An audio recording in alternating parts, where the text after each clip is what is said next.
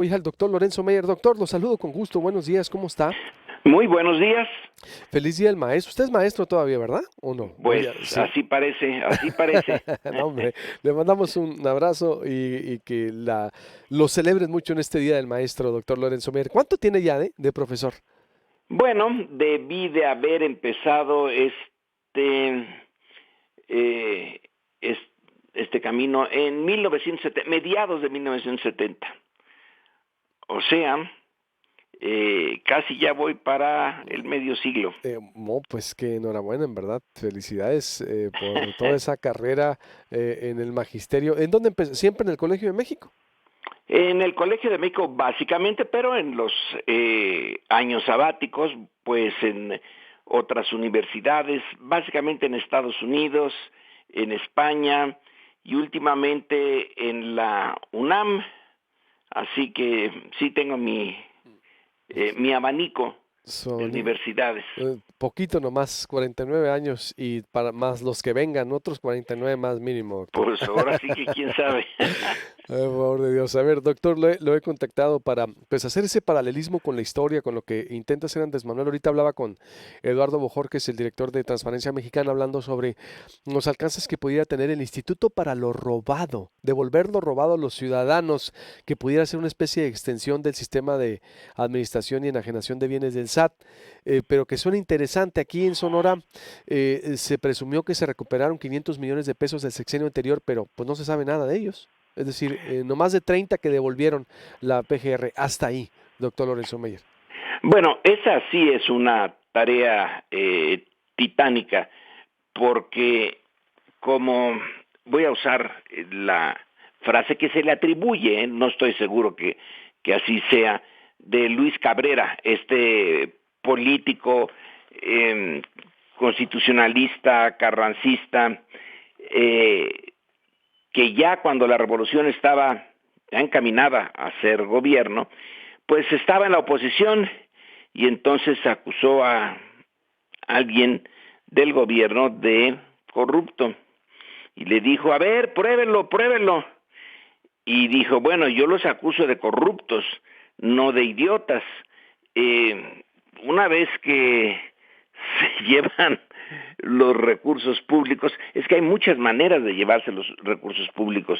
Una de ellas es, desde luego, el de tomarlos eh, y dedicarlos a usos personales y no a los que deberían de ser. Pero otra es James Wilkie, un estudioso de la realidad mexicana, hizo varias entrevistas larguísimas a expolíticos mexicanos y en una de ellas se lo hizo a Beteta, el que fuera subsecretario de Relaciones Exteriores de Cárdenas y luego ya fue miembro del gabinete de Miguel Alemán.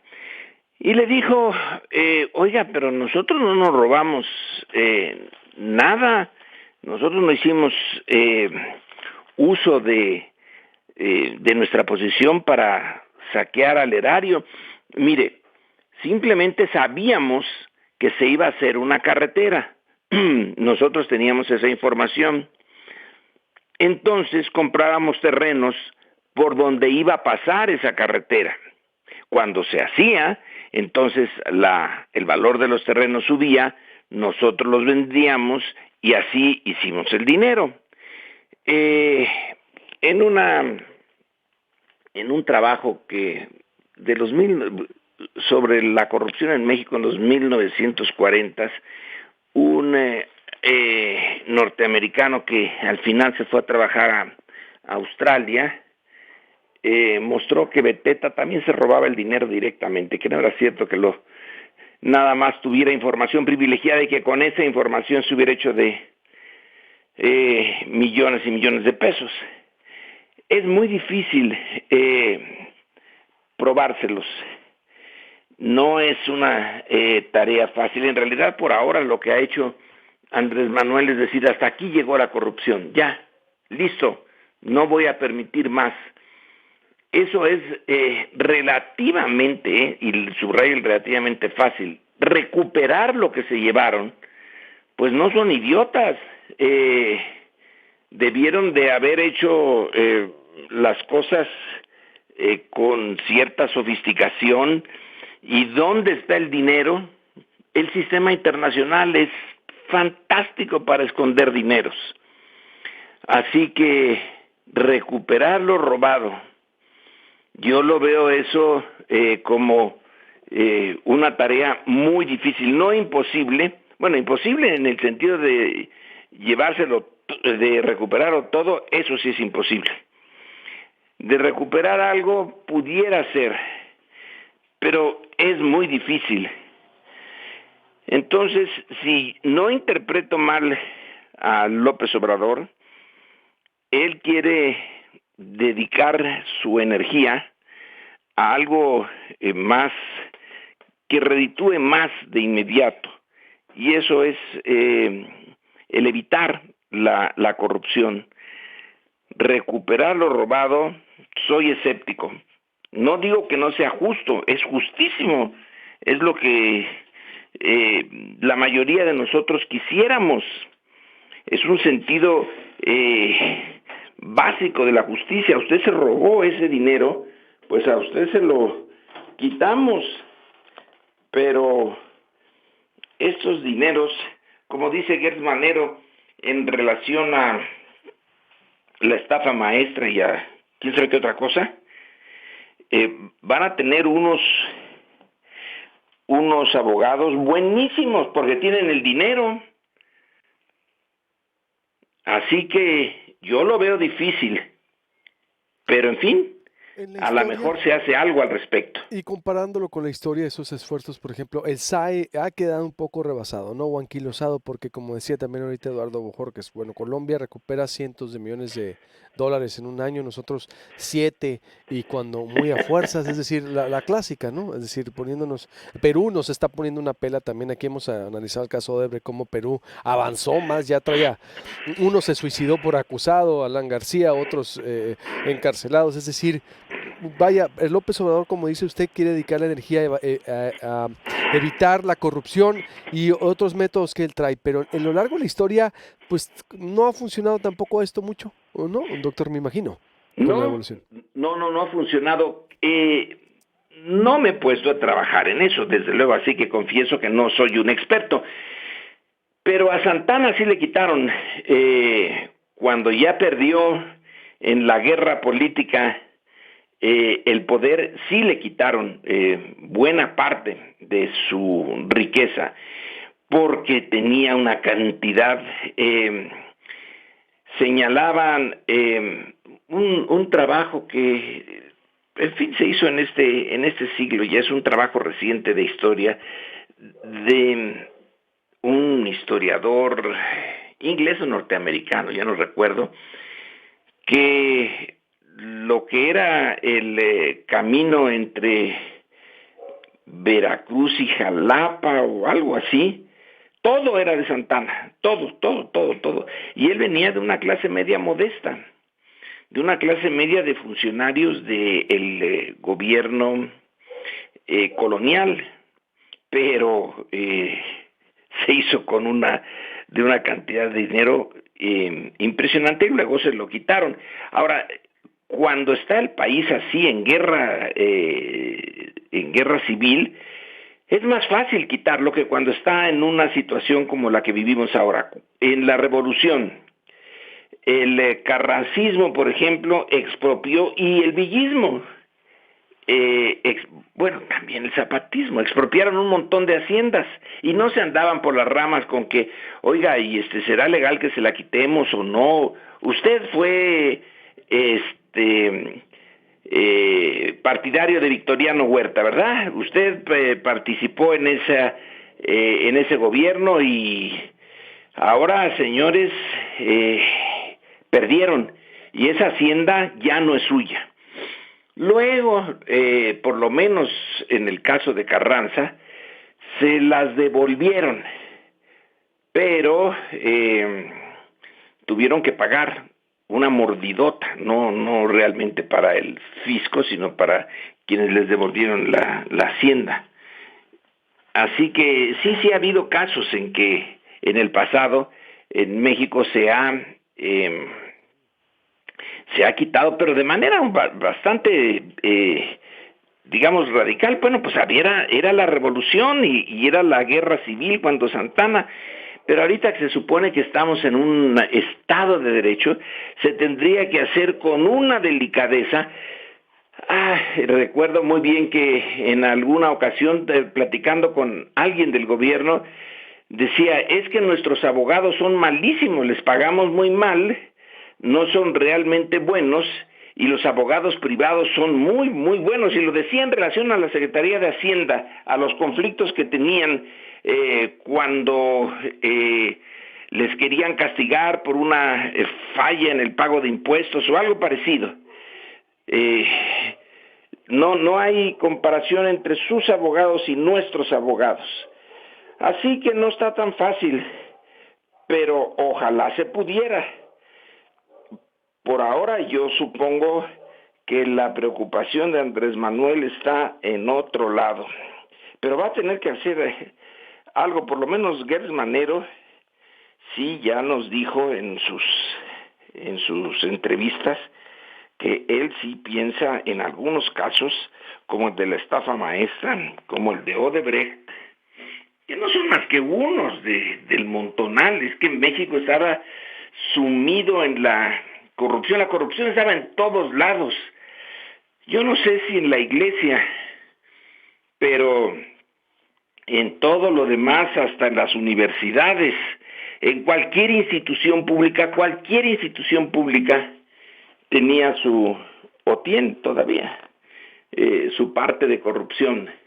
Todo está mal en ese aspecto.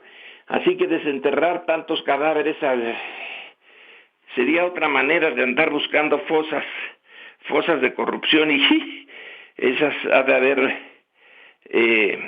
por miles. Pero en fin, es una posibilidad que veo un poco lejana, pero que sería muy justa. Sí, exactamente. Bueno, y veremos, ¿no? Las implicaciones, los métodos. Por último, le pregunto, ¿y cómo ha visto que este es un tema mucho más amplio, obvio, de evaluación, pero sí nomás a cómo va ahorita López Obrador con ese tema y pues con otro? ¿Cómo ha visto al gobierno de López Obrador? Con ese tema, el de la corrupción, Sí, ajá. bueno, es una de sus Exactamente, yo coincido con todo lo que dice usted. La corrupción se institucionalizó, se socializó en México, en todos los niveles se permitió la vida corrupta que le heredó, pero de repente nos desesperamos porque, bueno, López Obrador dice, sí, es que se robaban el dinero, es que las estancias infantiles, es que el guachicolito, pero no hay procesados, no hay esas ganas ni esa energía él está dedicando a perseguir a los corruptos, porque dice que también se iba a dedicar el sexenio a eso, ¿no? Él lo dijo desde la toma de protesta, doctor. Creo que las tareas que tiene que hacer son tantas que hay que poner prioridades. Eso de la persecución de los corruptos, pues como digo, es una cosa muy justa, pero es también algo muy difícil. Ya con detener la sangría se ha logrado algo. Con insistir en la idea de que de aquí en adelante los recursos públicos se manejan de otra manera, que el servidor público tiene que ser alguien que esté en ese puesto al menos parcialmente por convicción y no nada más porque es una manera de ganarse la vida, que hay en el servidor público una obligación para con el resto de la sociedad. Pareciera que eso es algo tan ajeno al quehacer cotidiano. Pensemos nada más en el montón de burócratas, sindicalizados, en la vida, en su vida cotidiana. Lo veo en las universidades.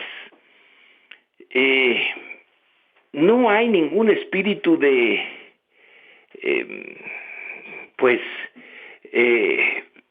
que se esté sirviendo a algo superior a uno mismo, que es parte de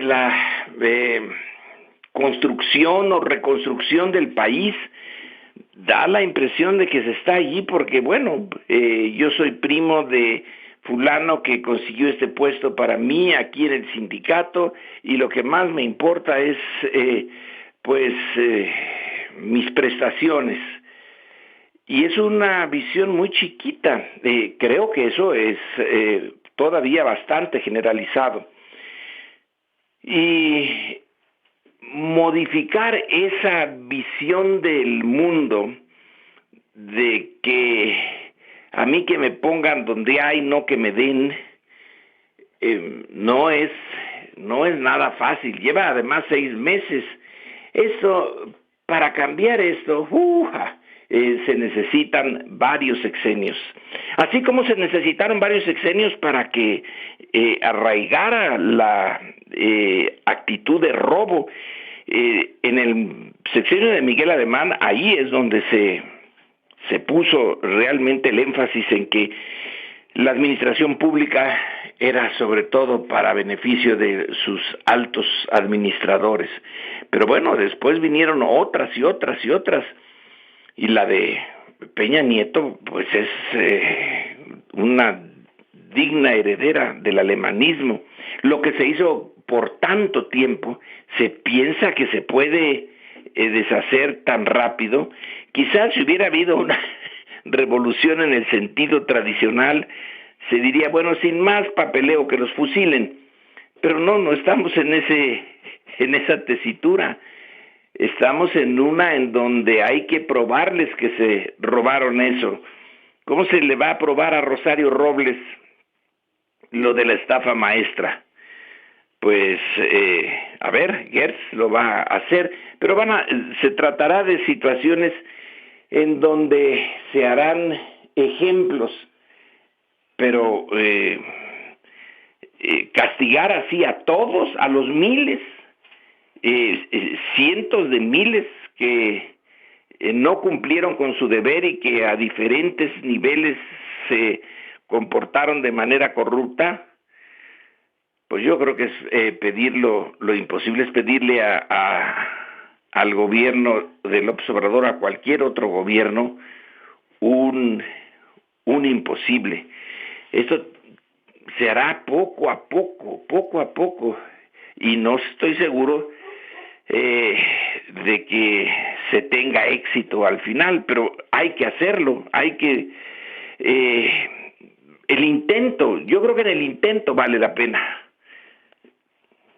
Totalmente, y pues poniendo el ejemplo, y como dice usted, va a tardar años, pero por algo debemos empezar. Doctor, como siempre, un placer y que sea un gran día para usted del maestro. Le mando un abrazo, doctor Lorenzo Meyer. Gracias, buenos días. Buenos días, 49 años dando clases, el doctor Lorenzo Meyer, imagínense usted desde los 70s, que vaya privilegio, ¿no? Tenerlo en Proyecto Puente y sobre todo su trayectoria y su expertise y su conocimiento, ¿no? Y sí, yo también creo que esto va a ir, pues, poco a poco.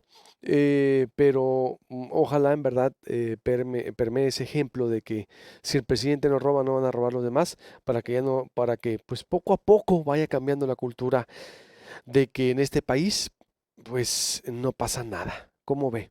Corte y vuelvo con más información.